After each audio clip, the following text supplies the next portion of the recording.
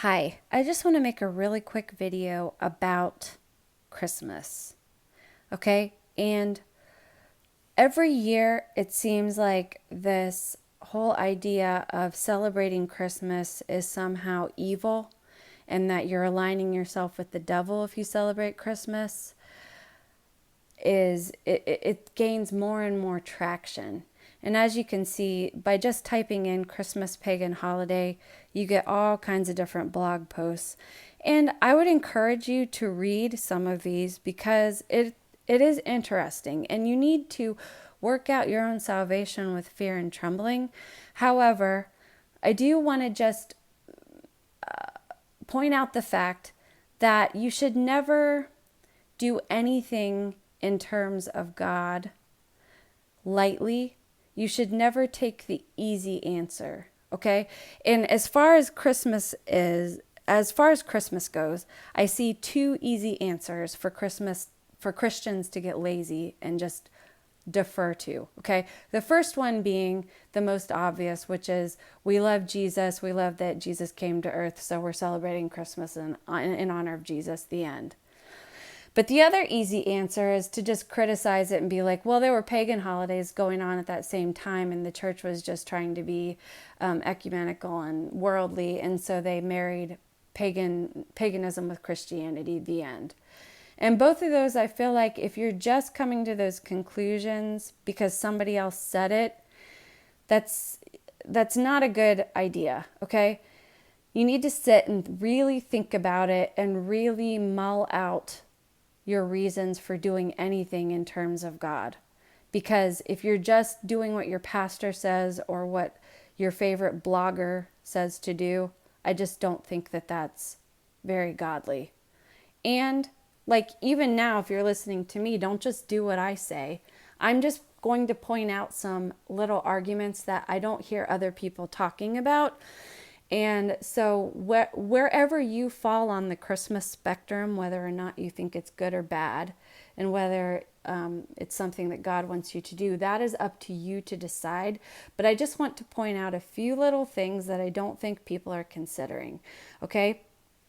So one of the first things being, part of the reason that Christmas falls on December 25th is because traditionally, and of course, this is based on the Catholic origins of the Catholic calendar that the church follows, or followed at least in the early days, is that Gabriel came to Mary on March 25th. And if you count 9 months past March 25th, that is December 25th. And so that is why the church calendar traditionally holds to December 25th being Christ's birth. Now, there are a lot, and this is, again, you need to look into this for yourself. There's a lot more evidence to the fact that Jesus was probably more likely born in either the spring, because that's when sheep are having lambs, and, thinking about the shepherds watching their flocks by night, because the sheep are having lambs at that time. Or more likely Jesus was born sometime in September, which would have been known as the Feast of the Tabernacles. And there's a lot of evidence to point that to believe that as well. Okay, I'm just telling you this so that you can look into these things yourself. I'm trying to keep this video as short as possible. So look those kind of things up and, decide for yourself. But I'm just pointing this out, that this is why the date December 25th was chosen. It had nothing really to do with paganism. It had more to do with the church believing that Gabriel came to Mary on March 25th. Okay, another criticism, though, for Christmas, not to be celebrated by Christians because it's pagan, is the fact that God never instituted Christmas. He never told us to celebrate his birth. If anything, Jesus said before he died and then afterwards, having Passover, at the very end of the Passover meal, the Jews would eat matzah and drink wine. And Jesus, right before he was crucified at the Last Supper, he points out that the ending of the Passover meal is his body and his blood, representing what he was about to do on the cross. Okay, Christians get rid of the entire, especially Protestant Christians, get rid of the entire Passover meal, and we just focus on communion because Jesus gives that command to eat this bread and drink this cup and do these things in remembrance of me, and remember me as often as you drink, as often as you have this little meal of a cracker and wine or whatever, that you're supposed to do that together in remembrance of him. So we are commanded in a way to celebrate what, I realize this is a pagan word, but the pagan word Easter. And of course, Christians understand that Easter is a pagan word, and it was a pagan holiday, but Jesus was probably most likely crucified and then rose 3 days later, somewhere around the beginning of the Jewish month Nisan, which happens in the spring. And so that's why we celebrate Easter, Resurrection Day, in the spring. Now, here's the little thing is, Christians understand that when you say Easter, you're not referring to a pagan thing. You're referring to Resurrection Sunday. When I speak about that holiday, I try to relay the verbiage or the wording of Resurrection Day. However, sometimes Easter slips out because that's what's the more common word. Is it great that the word for Resurrection Sunday is Easter? No, that's not great, okay? Easter is a pagan word. But people understand Easter. Nobody ever thinks of Easter as the pagan thing, okay? Maybe they think about Easter eggs and rabbits and stuff like that. That's a new institution in trying to take the place of Christ's death and resurrection.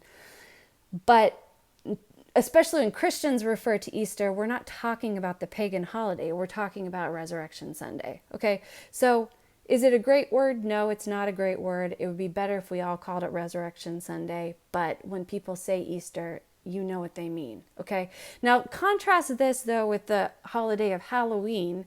And Halloween is a satanic holiday. That one is straight from Satan. And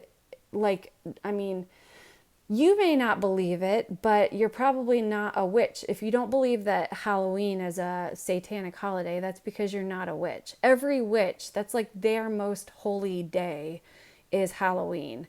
Okay? So should Christians be celebrating Halloween? The more I look into it, the more I'm convinced that we probably shouldn't be, because it has nothing to do with Christianity or the Bible or any of that. I know in the early days there was a Catholic holiday called All Hallows Eve, which falls on the day before, and that's a whole other can of worms to open. It has either way, I can find neither one of them backed by scripture, and so I don't partake in that holiday anymore. When I was a kid, I used to dress up and get candy because I didn't know any better, but as an adult, I stay away from Halloween. However, with Christmas, I think that this is something different. And I think that the easy answer here is just to naysay and say, well, it was a pagan holiday back in the day, so I'm not going to celebrate it because it was pagan. I think that we need to think about a few things, okay? Two main questions that I have for Christian Christmas naysayers. If you are a Christian and you think that Christmas should not be celebrated, my first point is, if you think Christmas should not be celebrated, then you are on the same page as the world, because the world hates Christmas. That's why the world is constantly trying to replace it with things like Santa Claus. And that's why Christmas movies these days have very little to do with, even at the bare minimum, Christmas is, from a human perspective, Christmas is about family, right? Which is a whole other, that's to detract from the fact that God sent his son to earth. If they can make it about family and make that the highest ideal for Christmas, then you can feel all those little fuzzy thoughts and schmaltzy thoughts and all that stuff, and you still will not be getting at the fact that God sent his only begotten Son to the world for you to come to know him. Okay, he made salvation possible through the birth of his Son here on earth. That is an amazing gift. It's way better than your genetic bloodline and the people that you call family. Even though your family, that is a big deal. But not everybody has a family to celebrate Christmas with. And so if you make the ideal of Christmas about family, then you can make a good part of the population feel bad about themselves because either they are on bad terms with their genetic family or they don't have a family anymore. And so they can just, Christmas is just the worst time of year for them. However, if you would make Christmas, if you would focus on the fact that God sent his only Son to earth for you, then it doesn't matter if you have a family or not, because God is much bigger than all of that. If you celebrate Christ coming to earth, that's possible for every single human being on the planet to do. Okay? So anyways, with the family ideal aside, more and more the world is making Christmas about things that have nothing even to do with family. Most Christmas movies now have a whole agenda narrative that they're trying to get out there versus anything to do with anything that matters.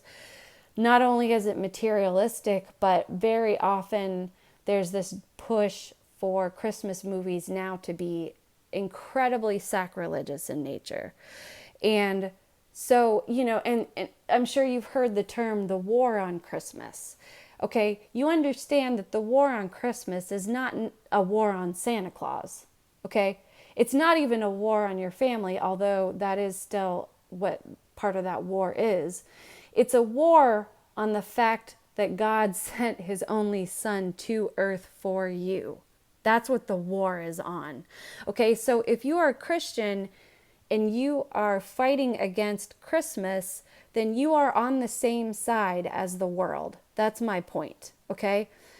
The world has a war on Christmas, so I don't quite understand why Christians would have a war on Christmas.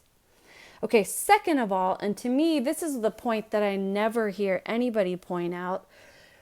Let's look at something here, okay? John 10, verse 22, 23, and 24. And it was at Jerusalem the feast of the dedication, and it was winter. And Jesus walked in the temple in Solomon's porch. Then came the Jews round him and said unto him, How long dost thou make us to doubt? If thou be the Christ, tell us plainly. And then Jesus goes on to talk about who he is. Okay?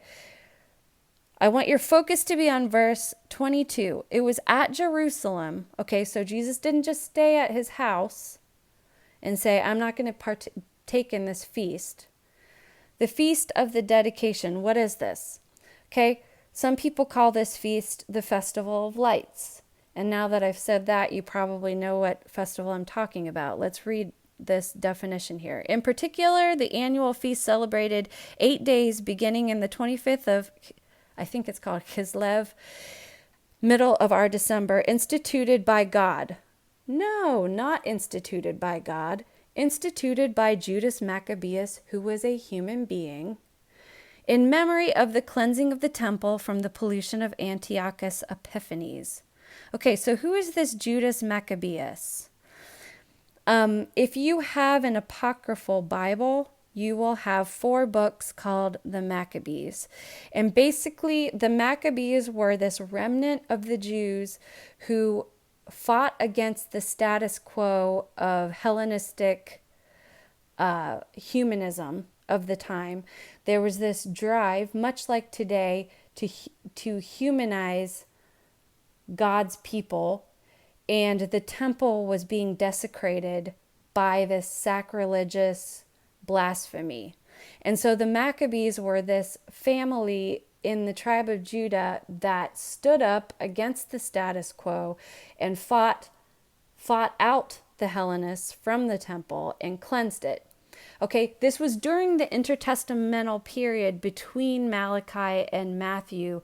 This was about 400 years. There was about 400 to 450 years between the Old Testament and the New Testament where God was silent. Okay, he didn't perform miracles and he didn't speak to anyone until Gabriel spoke to Mary and told her that she was chosen to be the mother of Christ.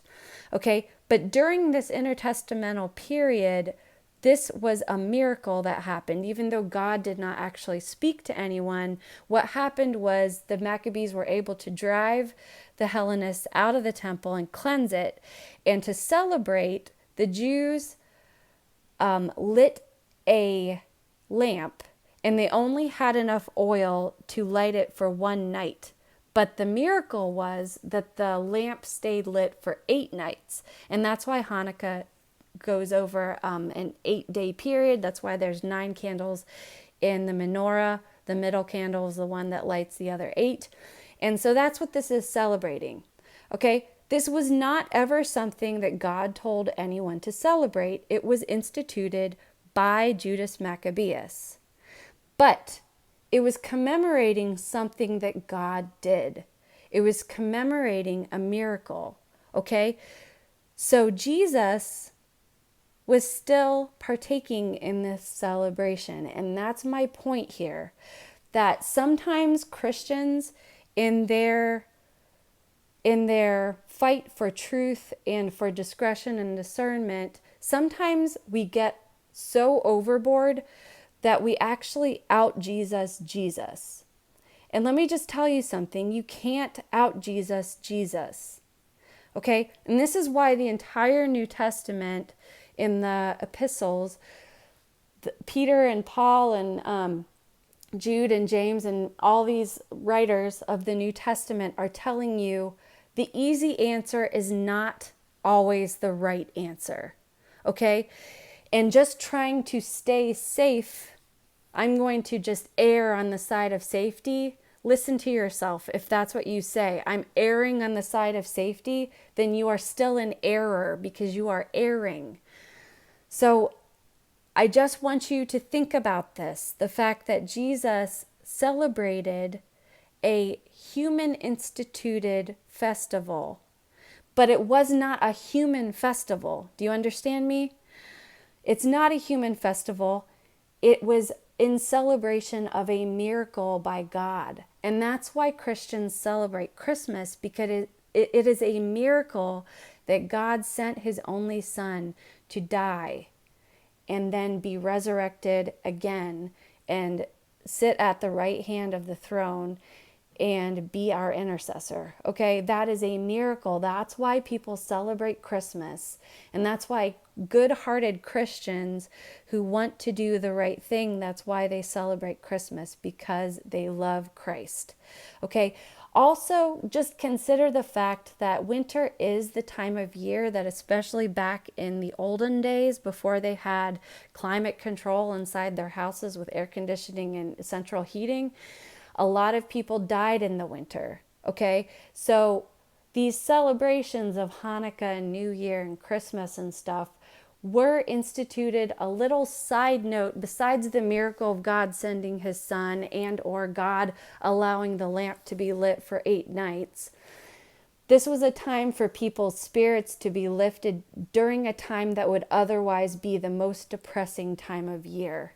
Okay, so I'm not saying whether or not Christmas is right for you, but I am saying that if you are a naysayer of Christmas, I want you to think about 3 things. First of all, the fact that you are on the same side as the world that also hates Christmas. Number 2, the fact that Jesus himself celebrated a human-instituted holiday that was celebrating a miracle of God. And then number 3, the fact that winter is a depressing time of year, and this gives people hope and something to celebrate during an otherwise deadly time of year. I finished recording this video and I realized that I had a 4th point, and it's probably maybe the most important point. So in this thinking that we should throw Christmas out because it's a pagan holiday. This is actually the reason that I know this is an easy answer. This is an easy line of thinking, is because the people who talk about it don't consider the inevitable conclusion of that line of thinking. Okay, God thoughts always, when you draw them out to their inevitable conclusion, lead to life and lead to Christ. So here is my last point as to why I don't think we should remove Christmas, and I'm going to pose it as a question. Do you think that this world would be served better by removing Christmas? Do you think the calendar year would be better without celebrating the birth of Christ? And do you think that the entire planet would be better served and that more life-giving message, that there would be more life-giving message on the planet if we removed Christmas? Because I would hazard to say that it wouldn't be. All right, now you could argue, in a perfect world, would we celebrate Christmas? You could probably argue that point and say, no, in a perfect world, we wouldn't celebrate Christmas because of X, Y, and Z. But we don't live in a perfect world. We live in a fallen world. And so in my mind, the more Jesus we can possibly have, the better. And I think that that's part of the reason that civilization has taken such a downturn, is because even Christmas is being replaced by things like Santa Claus and buying presents and family, and then, whatever else, fun little songs and Elf on a Shelf and stuff like that. So I don't think this world would be a better place if we removed Christmas. So those are just my thoughts. I believe that there's a reason we celebrate Christmas, even if it is not necessarily ordained by Yahweh. I think that God doesn't sit in judgment of people who celebrate the birth of his son. So if you sit in judgment of people who celebrate the birth of his son, I just want you to sit and kind of think about why and if that is beneficial. And another little point along those lines is anytime we remove any Jesus from our culture, the entire culture suffers. And we see that most recently with this pandemic and having churches feeling like they are forced to close. There are so many pastors that have gone along and closed their churches, and they have suffered because of it. They've either suffered because they've not been able to reopen, or when they do reopen, it's really hard to get people to come back, or they've had to they feel like they have to water down the gospel and go along with social norms and agendas and narratives that are being promoted in order to get people to come back. Okay? So anytime we do anything to remove Jesus from the culture suffers. I think we should keep Christmas. That's my thoughts. If you have thoughts, I would love to hear them. And thank you for listening.